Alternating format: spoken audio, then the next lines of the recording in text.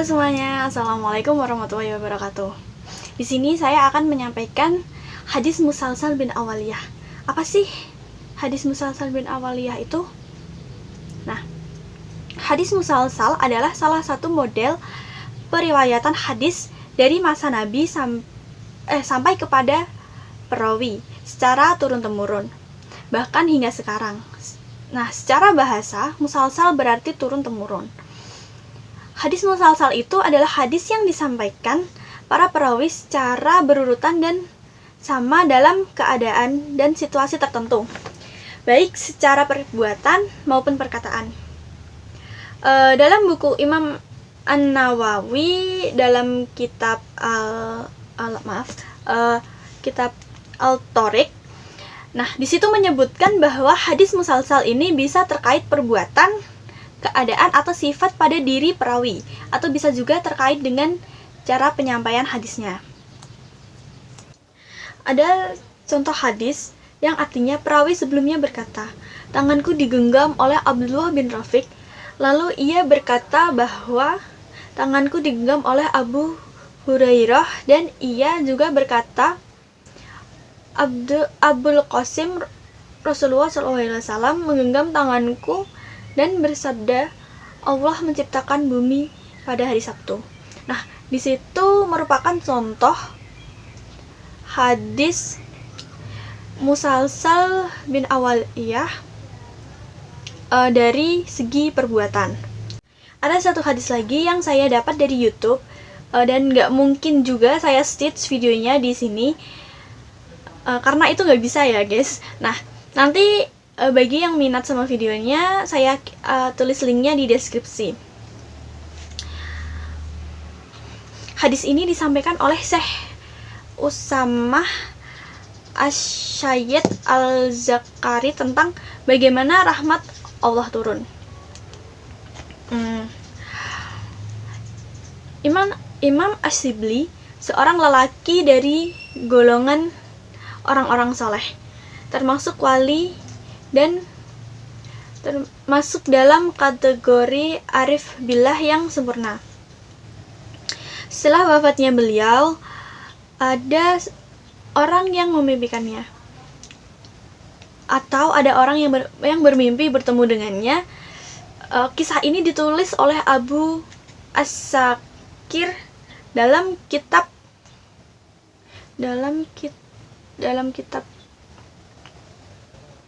Thoriq Dimashqi pada biografi Imam As-Sakir. Maaf ya guys, agak lupa. Nah, di situ disebutkan bahwa sebenarnya cerita ini tuh nggak cuma ditulis oleh Ibnu As-Sakir aja, tapi juga disebutkan dalam kitab-kitab yang lain yang ditulis oleh banyak ulama. Nah, dalam kitab tersebut tertulis ada seorang yang memimpikan Imam Asy-Shibli setelah beliau wafat. Orang yang memimpikan itu bertanya, "Wahai Imam, apa yang Allah perbuat kepadamu?" Imam Asy-Shibli menjawab, Allah berikan rahmat dan ampunannya kepadaku.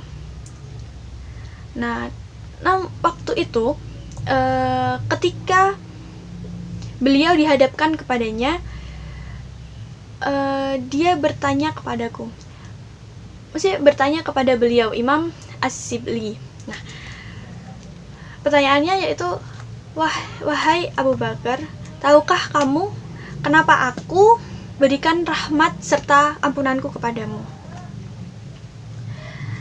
Lalu ia menjawab, "Apakah karena amal solehku?" Ia berkata tidak. Lalu beliau juga bertanya, "Apakah keikhlasanku dalam beribadah?"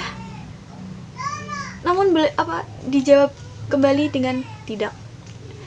Lalu, apakah karena puasaku, sholatku, dan hajiku? Dijawab pula dengan tidak. Lalu, apakah hijrahku kepada orang-orang saleh? Dijawab kembali tidak. Apakah upayaku dalam menuntut ilmu? Tidak. Jawaban yang sama berulang kali. Lalu Imam Asyibli bertanya kembali, "Wahai Rabbku, aku menganggap perbuatan inilah yang menyelamatkanku dan menjadi sebab turunnya rahmatmu." Namun Allah berkata kepadanya, "Wahai Abu Bakar, ingatlah kamu di suatu malam saat kamu berada di sebuah lorong di kota Baghdad,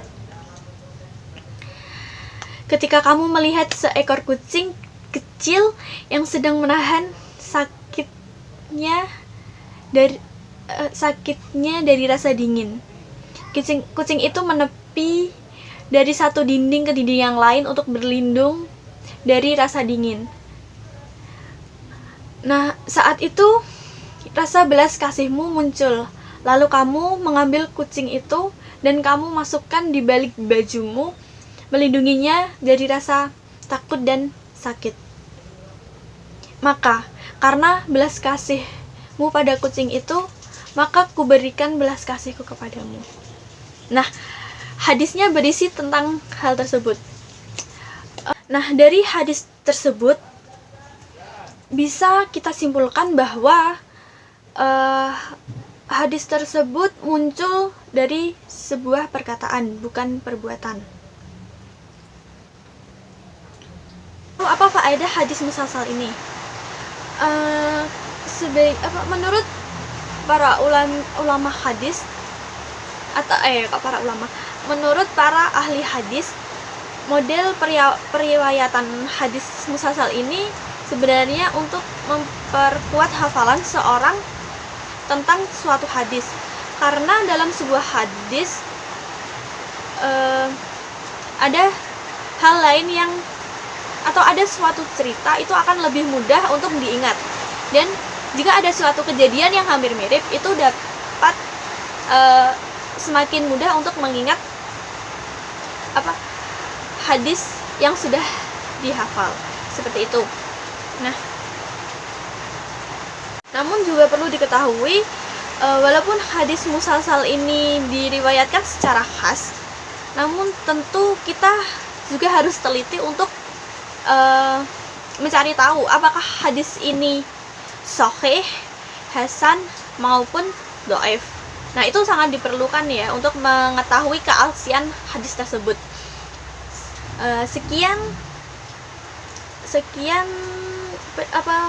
materi dari saya. Wassalamualaikum warahmatullahi wabarakatuh. Bye. Hearing Lavinia, Mohan Ma. Bye.